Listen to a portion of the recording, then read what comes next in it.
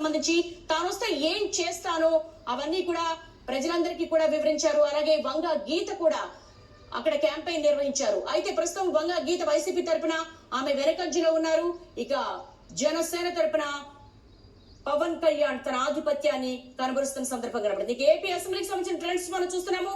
YCP 2, TDP 7, అలాగే JSP 2, ఇక BJP ఇంకా ఖాతా తెరవలేదు.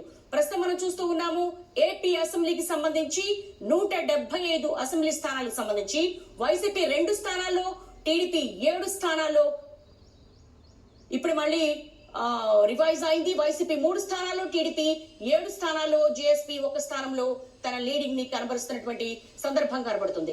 దేశవ్యాప్తంగా జరిగిన సార్వత్రిక ఎన్నికలు ఒక ఎత్తు అయితే ఏపీ అసెంబ్లీకి జరిగినటువంటి ఎన్నికలు ఒక ఎత్తు. సామాజిక సమీకరణాలు కావచ్చు, సామాజిక ఈక్వేషన్స్ కావచ్చు, అలాగే ఇటు ఎలక్షన్ ఇంజనీరింగ్ కావచ్చు, ఎవరికి వాళ్ళు తమ ఆధిపత్యాన్ని కనబరిచారు. ప్రస్తుతం మనం చూస్తున్నాం కుప్పంలో టీడీపీ అధినేత చంద్రబాబు నాయుడు, రాజమండ్రి రూరల్లో గోరంట్ల బుచ్చయ్య చౌదరి, నెల్లూరు సిటీలో మాజీ మంత్రి నారాయణ, గజపతి నగరంలో కొండపల్లి శ్రీనివాస్ ఆధిక్యం సాధించారు. నంద్యాల పార్లమెంటు టీడీపీ అభ్యర్థి శబరి, విజయవాడ పార్లమెంట్ అభ్యర్థి కేశినేని చిన్ని ఆధిక్యం సాధించారు. ఇక్కడ కేశినేని నాని చిన్ని అన్నదమ్ములు హోరాహోరీ పోరు జరిగింది అక్కడ కూడా.